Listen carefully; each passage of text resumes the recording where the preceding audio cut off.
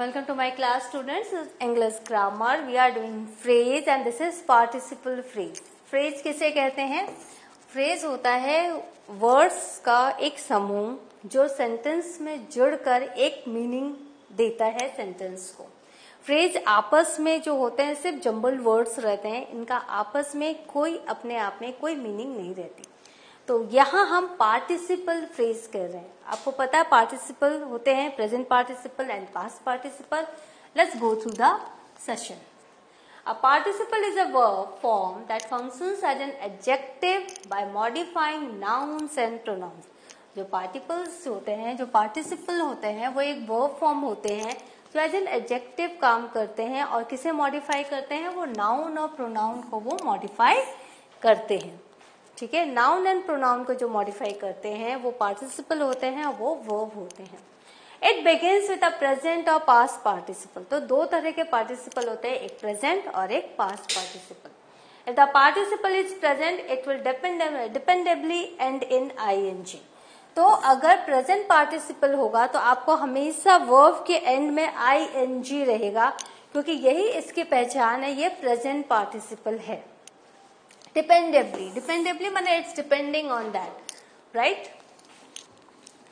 Likewise, a regular past participle will end in ed, en, d, t, n या ne. तो जो past participle होते हैं वो किस में एंड होते हैं? वो वर्ड क्या होता है? या तो ed या en या d, t, n और ne.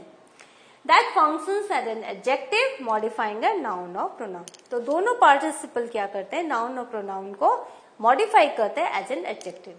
A participle phrase consists of a participle plus modifiers plus objects and or complements. तो क्या क्या है participle phrase में? ये करते हैं, participle तो रहता ही है one, second इनमें modifier रहता है, third objects, fourth and या or and then complements. आपने देखा कॉम्प्लीमेंट्स किसे कहते हैं? जब हम एडिशनल इंफॉर्मेशन देते हैं, मॉडिफायर जो हम मॉडिफाई करते हैं. तो जब हम एग्जांपल देंगे तो आपको बहुत क्लियर हो जाएगा. नाउ द वर्ब, जैसे to break, this is the verb to break. The present participle, the breaking news. See here ing is there. और न्यूज कैसी है? ब्रेकिंग न्यूज है. न्यूज क्या है? नाउन है. और ब्रेकिंग क्या है? एज एन एडजेक्टिव वो न्यूज को बता रही है. तो द ब्रेकिंग न्यूज, आज की सबसे बड़ी खबर. Examples of a participle phrase. अब देखो, the breaking news by a whistle blower has shaken the nation. तो यहाँ पर जो ब्रेकिंग न्यूज है जिसे एक विसल ब्लोअर ने दिया. विसल ब्लोअर कौन होते हैं? जो कि नई नई खुफिया बातें, खुफिया जानकारी लेकर आते हैं. और या अगर कहीं कुछ हो रहा हो जो नहीं होना चाहिए उसके बारे में आवाज उठाते तो उन्हें विसल ब्लोअर कहते हैं.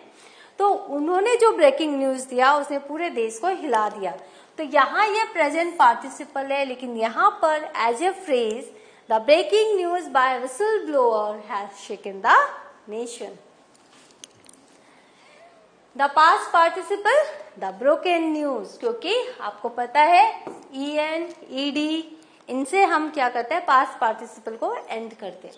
Example of participle phrase, broken by a whistle blower, the news is all over the media. अब यहाँ पे देखो, द ब्रेकिंग न्यूज नहीं है, यहाँ broken by whistle blower. Whistle blower ने जो खबर फैलाई है वो अब ऑल ओवर द मीडिया में है, राइट. तो इस तरह से आपने देखा पार्टिसिपल फ्रेज का कैसे यूज हम सेंटेंस में करते हैं. Removing his glasses, the professor shook his head with disappointment. तो अपने ग्लासेस को हटाते हुए प्रोफेसर ने क्या किया? डिसअपॉइंटमेंट में अपनी गर्दन को हिलाया. तो रिमूविंग हिज ग्लासेस ये प्रेजेंट पार्टिसिपल, क्योंकि ing के साथ हम इसको एंड कर रहे हैं पार्टिसिपल को.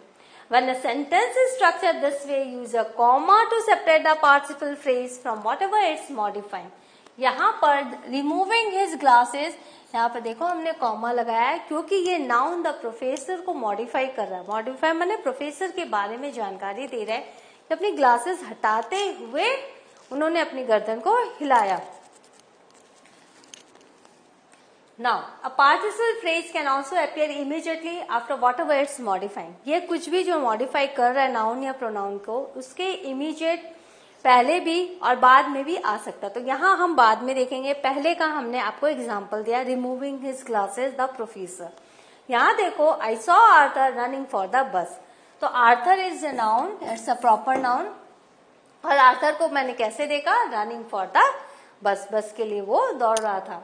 There is no comma when a participle phrase is placed immediately after its noun. जब नाउन के इमीडिएट बाद में आप पार्टिसिपल फ्रेज लगाओगे तो वहां कॉमा की जरूरत नहीं है. कि जब आप पहले लगाओगे तो वहां कॉमा की जरूरत है. It is also possible to use a participle phrase at the end of a clause and not immediately after whatever it's modifying. तो हम पार्टिसिपल फ्रेज को सेंटेंस के एंड की तरफ भी यूज कर सकते हैं. For example, Paul loved his boxing gloves, wearing them even to bed. अब यहाँ देखो, पॉल अपने बॉक्सिंग ग्लव्स को इतना प्यार करता है कि वो सोते समय भी उसे पहन के रहता है. Wearing them even to bed. यहाँ पर हमने पार्टिसिपल फ्रेज लगाया. तो यहाँ पर हमने क्या किया? कॉमा लगाया. There is a comma when the partial phrase is used further down the sentence than its noun. तो यहाँ पर पॉल यहाँ है और यहाँ पर उसके बारे में और जानकारी दे रहे हैं. तो हम क्या करते हैं? कॉमा लगाते हैं.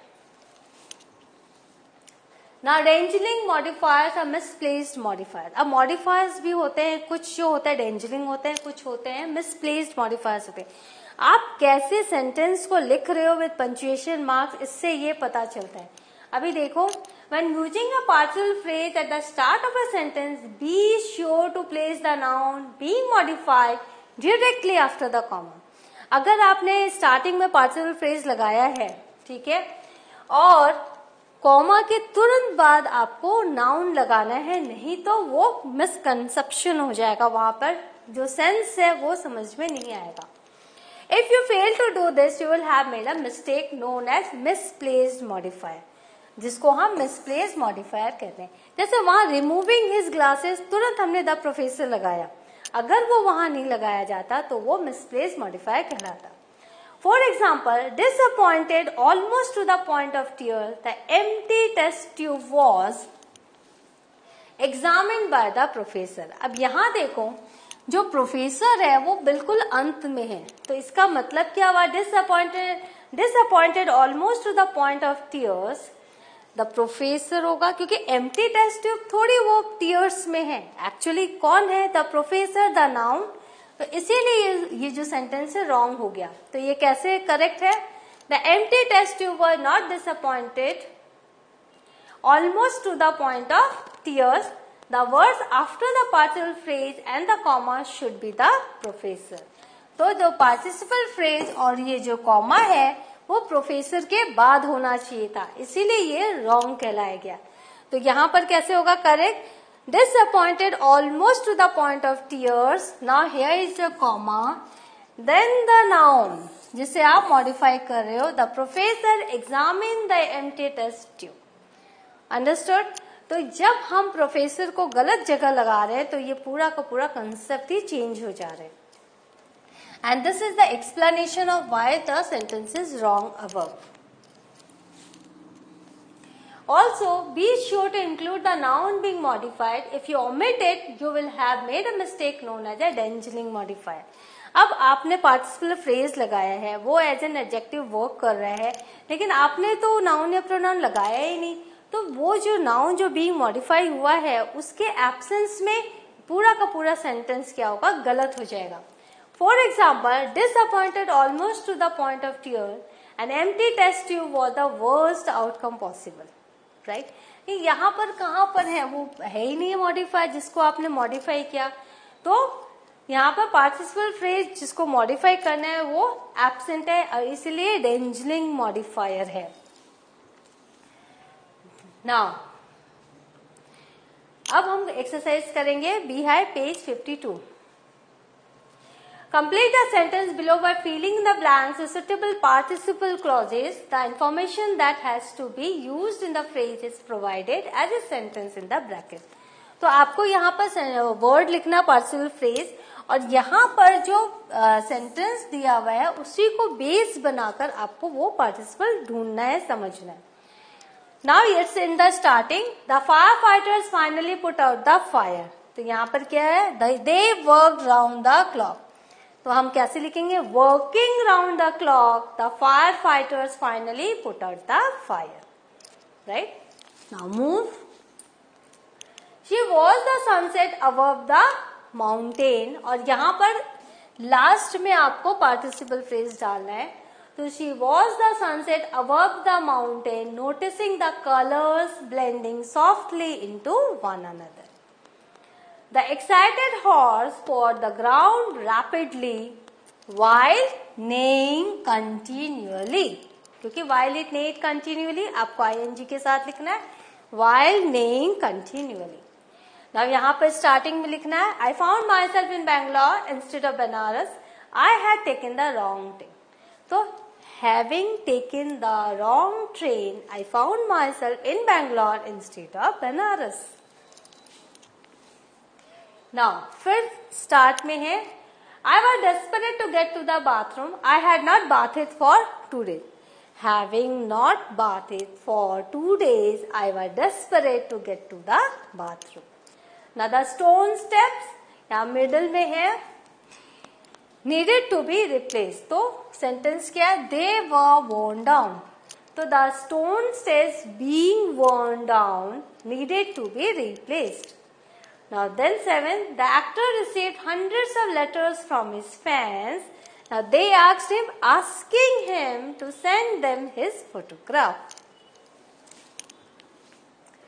आंसर देख लो, walking round the clock, she watched the sunset above the mountain noticing the colors, the excited horse pawed the ground rapidly neighing continually, having taken the wrong train, having not bathed for 2 days, the stone steps being worn down,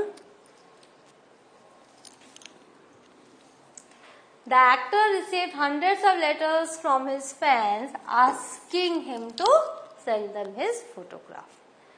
तो आपने क्या सीखा, आपने participle phrase सीखे, आपने इसे exercise के through इनका यूज देखा और आप इसे अपनी भी राइटिंग में यूज कर सकते हो। तो the next class I shall be here with a new topic. Till then have a good revision and use this in your writing as well. Thank you.